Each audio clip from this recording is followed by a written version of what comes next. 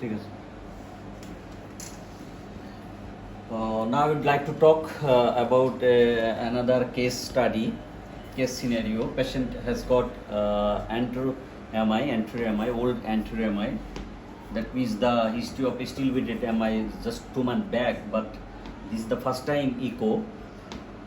Here shows there is a reduced systolic thickening of the septum and also infraposterior wall as well, and there is a LV dilated. And the most interesting things here, there is an apical 4-chamber view and apical 3-chamber view. There is a thrombus, there is apical thrombus, and the apex is almost the akinetic, and the distal epicoseptal and the apicolateral or wall almost hypokinetic, but LV apex is almost akinetic. And there is a spontaneous echo contrast, and also there is a laminated thrombus. Here also there is a laminated thrombus, apical 5-chamber view, and there is a shadow which compresses the left atrium. It's not the thrombus, it's the outer lesion outside of the heart that compresses the left atrium. But chest X-ray yet not done. After chest X-ray or CT scan, that can evaluate that this structure might be extracardiac mass lesion which compress the left atrium,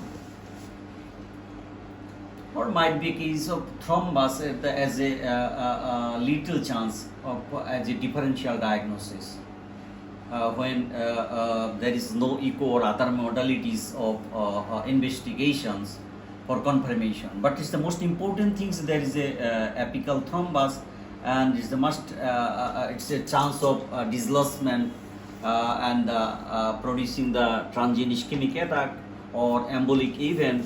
It's any site, any systemic, especially in the brain, TIA, transient ischemic attack, or the stroke. Usually the ischemic stroke, it's maybe in the goes into the coronary artery and producing the myocardial infarction as well. And also there may be chance of the limb ischemia, that means the systemic arterial embolization, there may be chance of. So we have to treat with caution, antiplatelet and also anticoagulant. We can use DOAC or NOAC, Apixaban, Apixaban or Rivaroxaban as a oral anticoagulant. And also we have to use that because the patient has got also heart failure, left ventricular failure, and the ejection fraction 30 to 35%, so that all the fantastic 4 are suitable for this particular patient. As because the blood pressure not so low, here the blood pressure 135/85, so we advise for getting the SGLT2 inhibitor and ARNI, fantastic 4, and the beta blocker, carbidopa, and also the spironolactone along with furosemide as well, so that patient follow up after 3 or 4 weeks.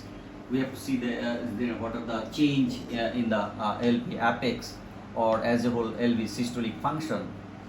So we have to evaluate at least 3 or 4 views. We cannot say or the exact lesion or exact findings we can obscure or we can overlook.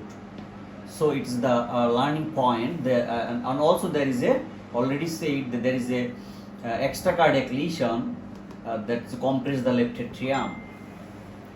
So we have to very much caution for not to develop the TIA embolic manifestation, transient ischemic attack or ischemic stroke or limb ischemia or coronary embolic event also occurring the acute coronary syndrome as well. So thank you very much. Thank you again. See you another